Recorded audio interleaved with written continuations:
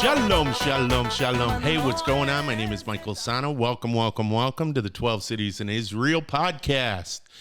I am here with international correspondent for I24, Bianca Zanini. Welcome to the show. Thank you so much. What a pleasure to be here. Oh, thank you. This is so cool because I live in the States and you come on TV in the States, and here I am in Israel, and I'm sitting here with you. Thank you so much for coming on the show. Of course. Awesome. Sounds interesting. How was work today? How was work today? Interesting. I mean, we've been covering the coronavirus lately. Oh, wow.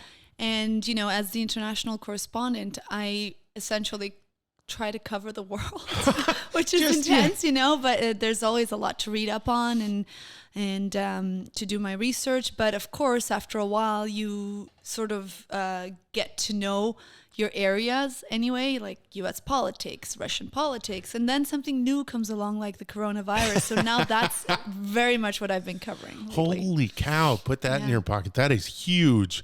All right, so before we get into what you do and all of that, let's go back a little bit. Where are you from? So I was born in Denmark, in Copenhagen. My family is from Brazil. My mom and dad were Brazilian. My mom's family from Italy, actually. And they were political refugees during the dictatorship in Brazil. And so they ended up in Denmark. And years later, they were artists, so they decided to stay there. Years later, I was born. And I grew up in a very Brazilian home, meaning we spoke Portuguese and had Brazilian food. And then, you know, in a Danish school. And so I grew up bilingual and always sort of wanting to know the world and travel. And I never really felt, you know, I always say that it's on the good days, which there are most of, luckily. But on the good days, I feel like I have many homes. And on the bad days, the ones that are a little tough or where you feel a little lonely, I feel like I don't really have a home because there's nowhere that's really where I really belong, you know? I'm a little bit Brazilian, I'm a little bit Danish, I'm a little bit Israeli now because I've been here 3 years, you know, so, and it's a strength, usually. Most of the time, it's something that gives me wings, right? And because I want to explore. So, yeah. So, all right, it's funny because I had asked you before, are you Jewish? And you had said no. But your story, hilarious as it seems, is the story of the Jewish experience and not having a home.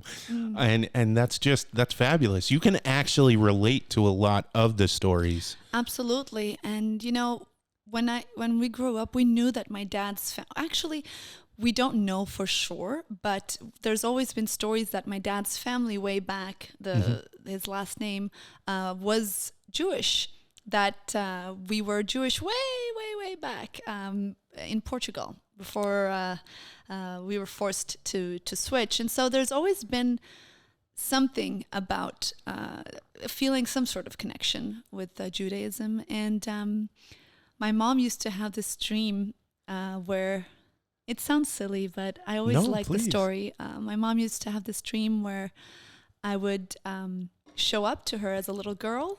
And then as I grew older, I would be wearing this white dress and I would come to her with figs. And she always thought, you know, where is she coming from with these figs?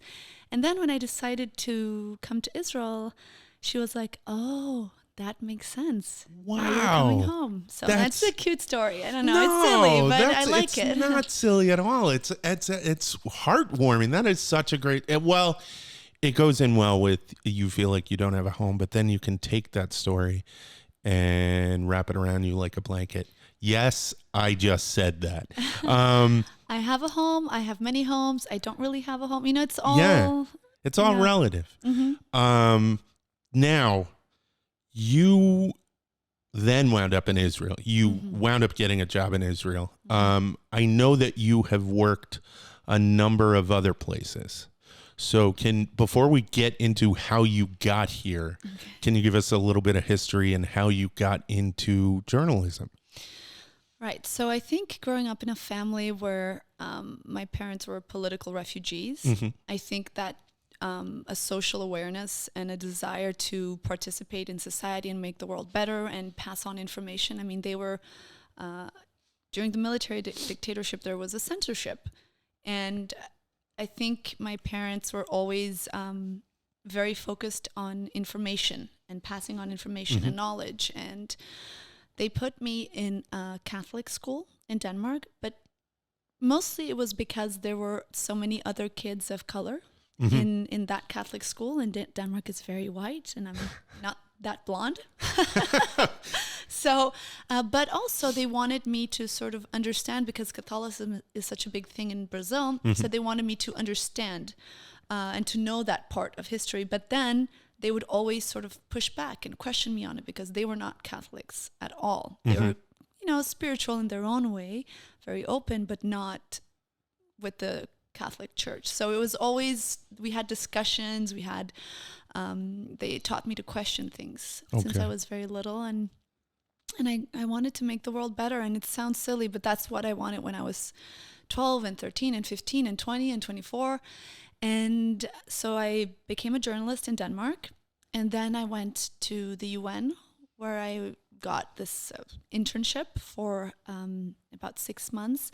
And it was in the public relations department. Wow. But it was also in and this is randomly, they choose, but I applied various places. And the place I got into was called Human Rights Palestine section, Human Rights and Palestine section, and decolonization. And so I ended up working with a lot of Israel-Palestine issues. Okay. And it had always interested me. And I remember thinking that people needed to know more, and that I didn't agree, that it was so interesting to see colleagues working in the same department with completely different points of view. And I learned so much, when you grow up in a country like Denmark, at least it was pretty homogenous. People usually agreed with me, and now suddenly I'm like out in the world, and I'm like, wow, and people have different opinions, and I'm like in my early 20s, and it really opened my eyes. And it was also a bit disillusioning to work at the UN, to be honest. It was both, but and then I decided, I was like, okay, well, I was working at a newspaper in Denmark. I reached that, but people who read this newspaper are like 40 plus, already well educated. I'm not going to change their lives. And then I went to the UN, and I was like, well, I'll try the other side. And I also felt like I wasn't like reaching people. And then I was like, how do I do that? That's with audiovisual media. So I decided to do documentary. And so I did that. You are awesome. That was a great segue, because that's one of the questions. Go, please. Okay. Well, so I did that. And then I worked on a bunch of different things in New York as a freelancer. I lived there for 5 years. And then it was time for something else. And a new chapter in my life happened. Now, if you can just go back a little bit to your documentary filmmaking. What subjects did you tackle? I've seen some of it, but I want it from your perspective. I think my first little documentary, my first short, was about this woman who had killed her father. She had, I don't know what words I'm allowed to say, but she had cut off his penis. This is open. And don't worry burned about it. And she'd been put in prison for it. And I remember reading this. It was just an article I read somewhere. And I was like, wait, but why did she kill him? Why is that not part of the story? And so I started reading into it more, and I discovered that she was abused by him for years and years and years, and she was protecting her nieces when she killed him. And I was like, and still we put her in prison for 5 to 15 years. And where was this? In New York. Okay. And I was like, this is interesting. It says something about the justice system and how we understand what it, and so I started writing with her, and I ended up doing a short documentary with her.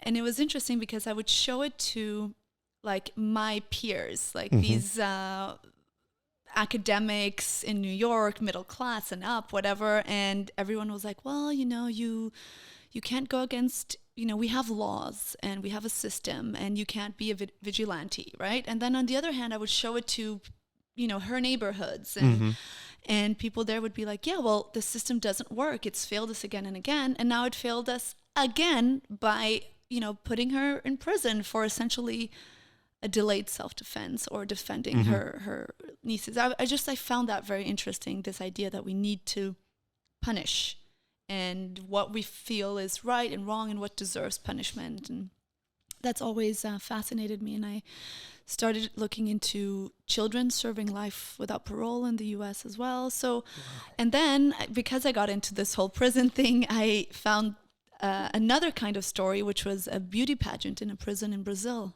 where my family is Yes. from. And I pitched it to Vice and I ended up working with Vice on it. It was just, that was sort of the direction. That was the way. That body of work is tremendous. That's no, I should do more. no, I miss making documentaries, absolutely. but it takes so long, though. I like the rush of the news, also. Of course, don't we all? Now, while you were engaging in these stories and you were documenting these stories, you of course wanted to take a specific distance so that you can record the events, what's going on, the story itself. How hard is it to not cross over that line and be a part of, you instinctively, we all want to comfort, but how do you restrain yourself? I'm not sure I always do, Yeah. I think part of my strength is that I have a lot of empathy and I actually care. And that means, of course, that I have an opinion and I have a point of view.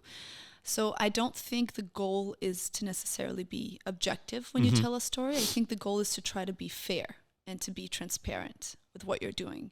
And that's what I try to do. I don't think that I can be necessarily, of course, as a journalist, I go in and I make analysis every single day about international politics, which means, of course, this analysis comes with a pair of glasses, right? That I'm reading the situation with. But I don't try to be necessarily objective and just stick to the facts, because that is also simplifying it, right? You don't really get to the meat of things if you just always keep a distance. If I want to explain something, if I want to try to understand what's behind, what are the potential consequences, there are a pair of glasses, and there is an element of caring. Okay. And the way I then try to balance that out is to make sure that I'm fair.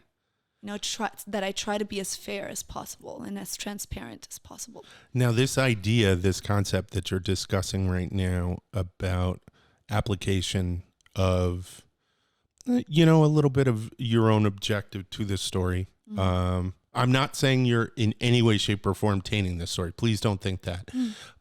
Is that something that developed over time, or is that something that comes as a part of you, or is that something that, you learned? I think it's a mix. Look, I think that at the end of the day, it's your ability to connect with a human being. Is within that lies your ability to be able to understand them and tell their story in the best way. Okay. Right? So I interviewed a drug dealer, one of the drug lords in Brazil, in Rio de Janeiro, and whoa. We connected. It's on film that you just said that you connected. Yeah. No, I'm just joking. It's on film. He at the end of the interview, he was asking me if I wanted to, take some weed home, if I wanted to hold his gun. And, he came into the interview saying, I'll talk to you for 5 minutes.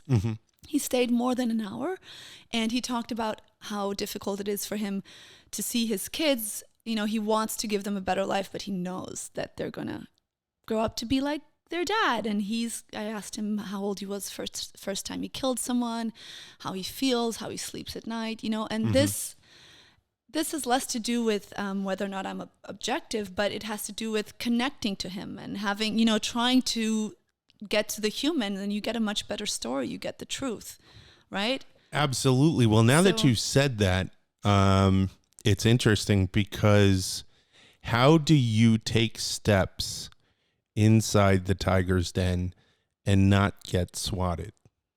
So you're dealing with someone who is, as an individual, very incredibly dangerous. That's right. How do you keep yourself safe? And maybe you don't. And how do you deal with that? I think you have to, I guess, trust your instincts. Mm-hmm. You have to make sure that, there were people who knew where, like, they didn't know exactly where I was going. Mm-hmm. But I had also developed this relationship with the fixer, the guy who was the contact to the guy for years. Okay. So I trusted him. He trusted me. There was no, I was never really afraid of the guy that had said he would do an interview with me. I was afraid of what could happen because we were in a very volatile place. I mean, we were in one of the favelas. I was with one of the drug lords in Rio de Janeiro. That meant that there could be interaction with other drug gangs. There could be police. There could be, I could be caught in a dangerous situation, but I wasn't afraid that he would do anything because you were more concerned about the tertiary events. Yeah, we had entered a contract. He was there, right? Yeah. Like that's how it was. That He was there sense. to tell his story. I was there, and to hear his story.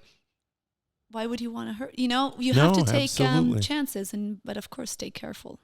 So you go from making, and this was one of the documentaries you made, or this was the Vice? One, yeah. Now you go from there to some of the journalist jobs that you have had. Do you want to go through? You went through those. You said New York, and then you came here, right? Politiken, the Danish newspaper. I worked a lot for Danish media, like freelance. Then I worked for Vice for a while in Denmark, and I did some stuff for them in Brazil. I've worked for different kinds of media, and I worked for a documentary company in New York as well. So I've, I worked a year at a newspaper in Denmark. I've done a little bit of a bunch of stuff, but the longest I've worked at one place has been i24NEWS here. And how did that happen? So I needed, for personal reasons, a new chapter in my life. Okay. I lost my mom, and I didn't really know where to go. And I was seeing an Israeli guy at the time, and my dad wanted to go back to our family in Brazil, so he was there for a while, and I was a little bit sort of homeless. I didn't really know where to go.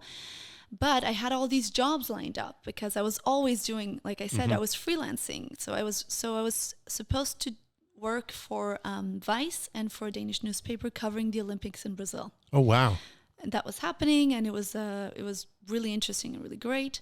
And I didn't want to move to Israel without a job. I didn't want to move here just to be with my boyfriend at the time. It just totally doesn't.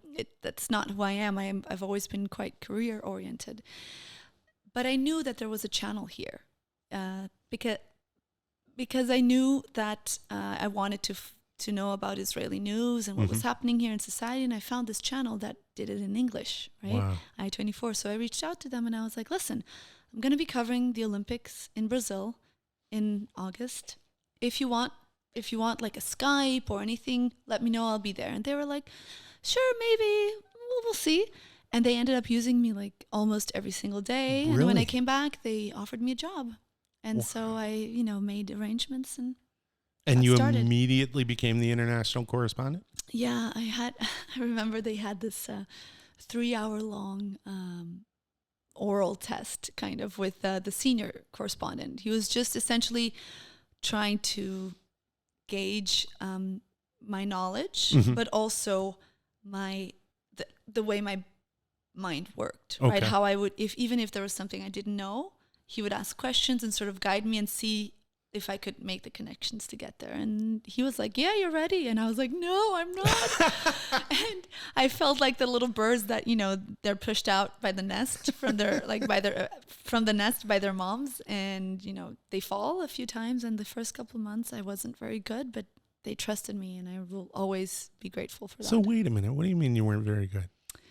Look, one thing is making an analysis about what's going on in Brazilian society because I know about Brazilian society. Okay. Another thing is to be, thrown in studio to talk about something happening in North Korea or in South Africa, or the minutia of U.S. politics. All of these things. I really had to read up a lot, and I was very nervous because I was like, who wants to listen to what I have to say? Until at one point I realized, well, I do have something to say. I do have the ability to, I would say, to read up, to understand what's the important part of an issue, what's the most important part, and to explain that in a simple way, in a way that viewers can more easily understand what's happening. But I think you have something that maybe you don't realize you have. Haha, this is going to be so nice for you. So I was doing an episode on the Knesset.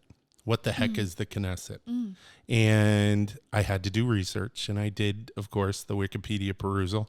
And then I scoured through YouTube and came across your video. Little explainer, yeah. Yeah. Now, some people call it charisma. Some people call it the ability to connect. You have that. Thank you. No, you absolutely have that, because I was like, okay, all right, and that happens, and then this happens. Oh, I totally got it. I can explain this to people. And I think I may have even mentioned you on the podcast. So, but from there, I was good. like, no, it was That's awesome. the point of it, right? You want people to understand things and like come out and not be bored, but be like, oh, yeah, that's not so bad. I can get it. Like, I understand what's happening and why it's important. Absolutely. So. Yeah, it was really great. And I've since watched a bunch of your stuff on i20. So I don't watch a lot of television. Television's on usually when I'm setting up for my podcast or when I'm doing laundry. That is pretty much it. Otherwise, I have about 8 million things to do. But I am watching I-24, and you pop onto the screen all the time. Yeah. Now, did you speak Hebrew when you got here? Oh, no, I didn't. I still don't. I'm learning. But, I mean, I do speak Hebrew now, I would say. But I not well enough to, like, conduct an interview with someone, who's had a difficult story to tell, who have had someone who has a difficult story to tell in Hebrew. No, I can do simple things, but I am getting better. I work in English though. So, that's the thing. And I have, like, I speak 5 languages, so I should be quicker on my Hebrew, but it's a difficult language to learn. I'm learning it. It's moving forward. I should make a bigger effort to bring in Hebrew in my everyday, because I get up, my news is in English, maybe it's some Portuguese, maybe it's some Danish, maybe it's even some Spanish, depending on like what I'm looking through, what I'm reading up on. But I don't really, use Hebrew actively in my work. Okay, I'm going to give you 2 huge ways that you can work to make your Hebrew better. The first one is iTunes. All the pop music, you've heard it blasting. Oh my God, I listen to so much Israeli music. Oh my God, I love it. All right, perfect. So you got that down. The other one is Hebrewish. Do you know what Hebrewish is? I do not. Okay, so I was at City College of New York, and I think I had told you before that part of my program was a modern Hebrew component. So our professor, Professor Greenstein, she would text people in what she called Hebrewish, and that is she's texting half in English and then throwing in Hebrew letters. Okay. So if you start slipping that into aval instead of saying but all the time, and bakbuk. Bakbuk, one of my favorite words, actually. I read that in another interview that you had said. And what's hilarious about that is when I was at Ulpan, that was my absolute, I couldn't stop saying it. Bakbuk. I don't know why it's so funny. Bakbuk. Bakbuk. Bakbuk. There are other it's words. also because it's an onomatopoeia. Is that Yes. what it's called? Like buk, buk, buk, buk, buk, buk, right? That is so awesome. Yeah. I do that, and right now, I'm also doing this thing where I'm like, at the end of the day, I send a voice message in Hebrew to my boyfriend, my Israeli boyfriend, about what happened. This day. I'm too proud to speak in Hebrew with him for too long. I just kind of want to be on a even playing field, absolutely. But this way is a good way, and he's always like, send me, this, and it's a good way to actively be forced to use my Hebrew. So it's the abject fear of saying something wrong by Ivrit. For me, it is. And I don't even. So somebody told me that I guess there are a couple of different stages to speaking a foreign language, and one of them is that third stage when you've got it. And after the conversation, you go, oh, wait a minute, I should have just said. Yeah, And that's what it is. Apparently, it's an actual phenomena. So, off of Hebrew. Sorry. I had read that story and I had to throw bakbuk into the conversation. It is kind of a fear. I'm not sure exactly what it is. It's also a lack of patience, and it's also a lack of wanting to be vulnerable. Sometimes you just want to be able to express yourself the best way possible. And I'm already speaking in English, which is not my mother tongue. And that's already how we're communicating. Adding a level of Hebrew to that, just another language, is just... and another alphabet entirely. Yeah, yeah. So Hebrew is difficult. How long have you been in Israel? So, I've lived here for 3 years, and the year before that, I would come visit because that was the year that I lost my mom, and I would come visit, and I would leave, and I would, and I was thinking about moving here. Okay. What was one of the most difficult things that you had to deal with while acclimating to Israel? Because now, and what's interesting about your response is that we have individuals who, let's say you're some kid from Crown Heights, Brooklyn, and you're going to have some acclimation issues, but you're off the map, so to speak. Yeah. So two things. One is the fact that people always care whether or not I'm Jewish. And I feel like I've been asked that so many times. I'm talking to a lovely lady on the bus in English, and then, she suddenly goes like, wait, did you make Aliyah, which is Israeli? It's I am Israeli so glad you brought this up. Good, Jewish. Are you Jewish? And I'm like, no. And, I live in Tel Aviv, so it's a bubble, and most of the time it's okay. It's not a problem, but there is a feeling of sort of knocking on the door and being like, hey, can I be part of this? And some people saying, of course, come in, but also society saying like, we're not sure, maybe. Do you feel that? Yeah, I do feel that. Yeah. Can you give me an example? Well, apart from little small events, like these moments where you feel it. I have a lot of Israeli friends and a lot of Israeli friends with families, and I don't want to sound judgy at all, but please. I've been wanting for a long time, to be able to come to, I don't have family here, right? So I've been like, if you have an extra table at Shabbat dinner, and sometimes people are good at inviting. I have this one friend that now made me like a honorary family member once a month. It's very chamuda, very cute. But there is sort of, and then of course there's the fact that I'm a non-Jewish girl dating, non-Jewish woman dating a Jewish man, and how people can get quite angry about that. And, you know, they're have they been essentially saying, yes, essentially, well, I don't want to get too much into it. No, but, I'm sorry. But essentially saying, I've been told that I'm part of the reason why Jews are going to disappear, because, you know, if a Jewish guy marries me and I decide not to convert, which by the way is open right now, but then our children will not be Jewish, his children will not be Jewish, and I'll be part of why Israel, the state of the Jews, won't exist. You know, there's so much that's a lot of pressure to put on one person, and that's a way that I don't feel connected. And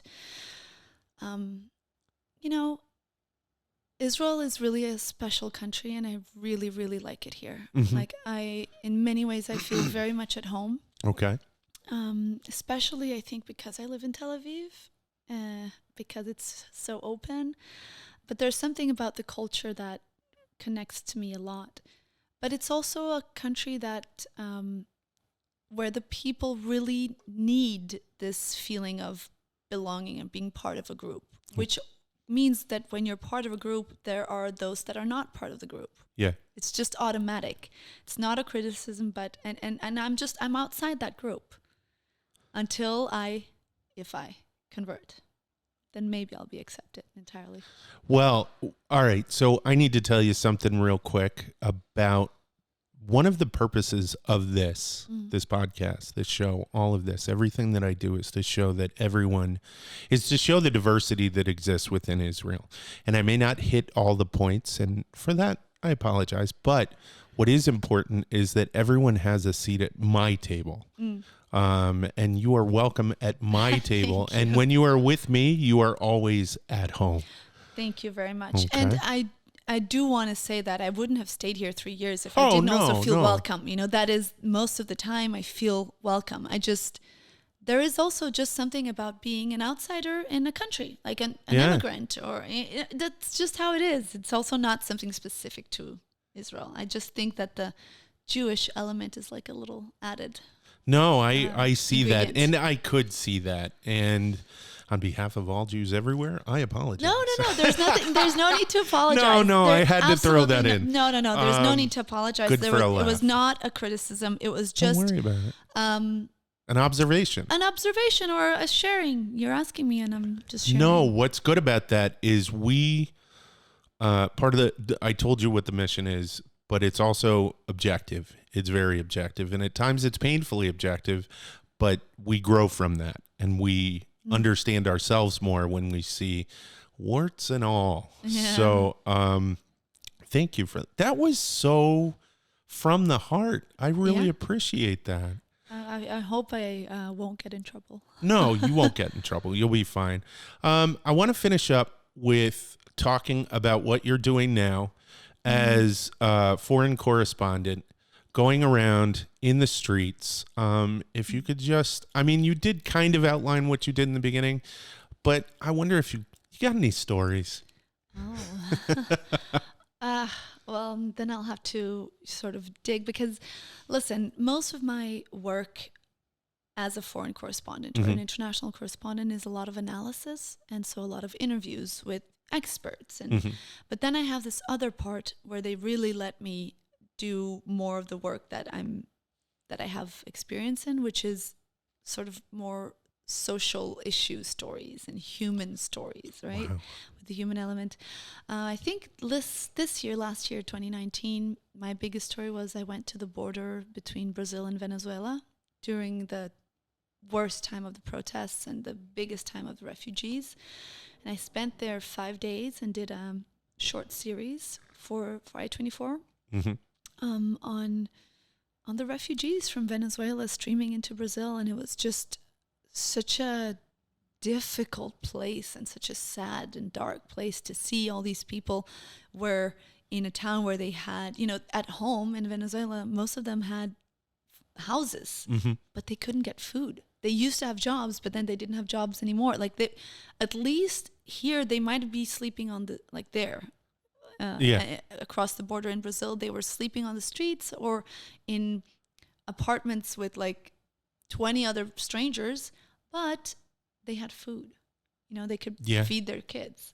So it was a really, and this one was really right up my alley because it combines international politics, like what's happening.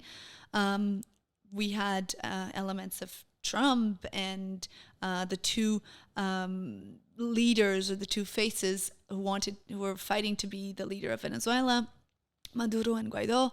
And then you had the human stories, the human element in it. So that's really the kind of story that I love to do, where I show people how everything that's up here, everything that's politics in the halls, how it actually affects people on the ground. That's awesome. That's really great. And who would have thought that you could come to Israel in English and, report on stories in Venezuela and Brazil? Yeah, no, it was absolutely amazing. And I also report a lot from here, more and more. The more I know the culture, the more I understand Hebrew, the more I understand, in a culture, when you visit another place or a new place, you see a lot of the things that you're not part of, the way that people can look at each other and understand things. I would go to Brazil and I'll go into the favela because I know how to read danger. I know how to read danger. I know how to read a safe situation. I can get by. Here, I've never been in a place like that's comparable to a favela, but it is a new place, and I wasn't really able to read, social signs, social cues as much because it's cultural. And now I am, and I feel more and more at home here. And so for now, I'm going to stay. That's so wonderful. Yeah. Awesome. I like it very much.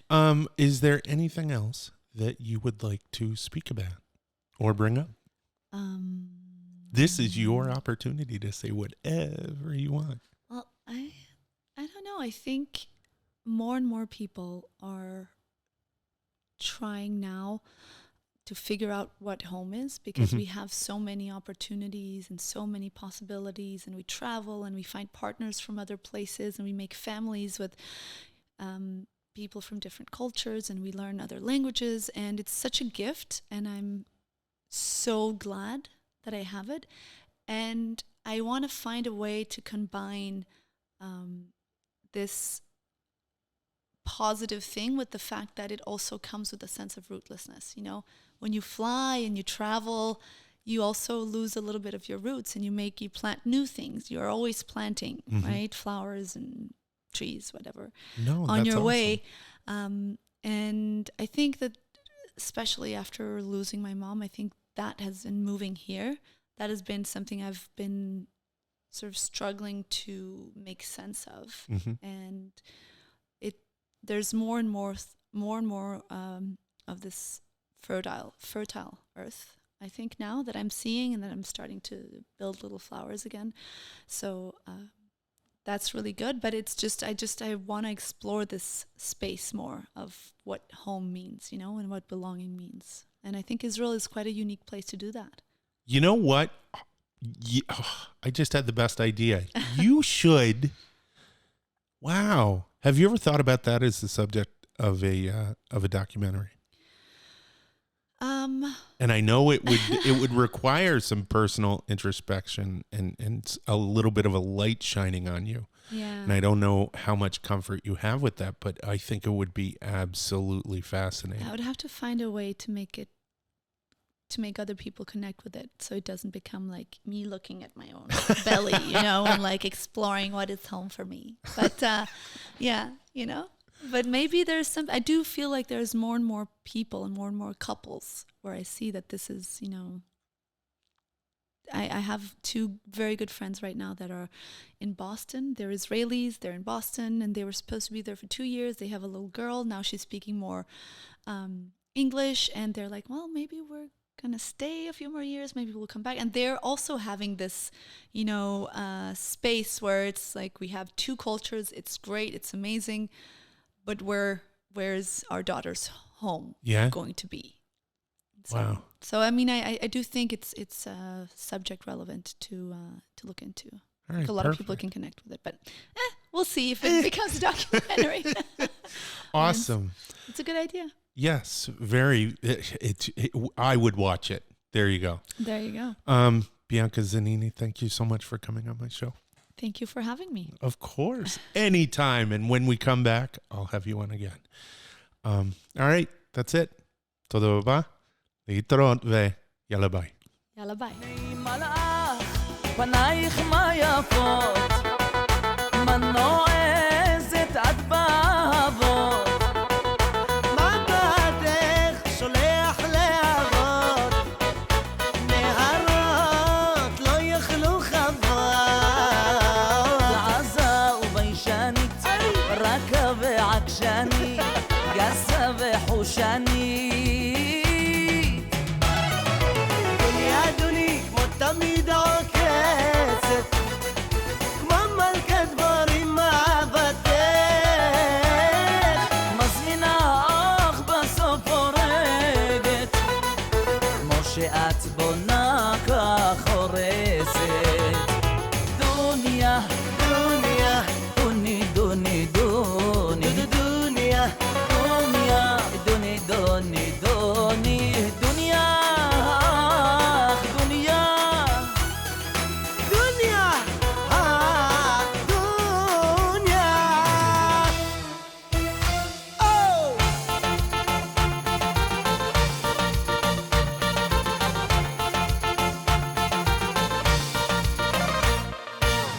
את זוכרת איך נשקת עיניי, את זוכרת איך בכית אליי,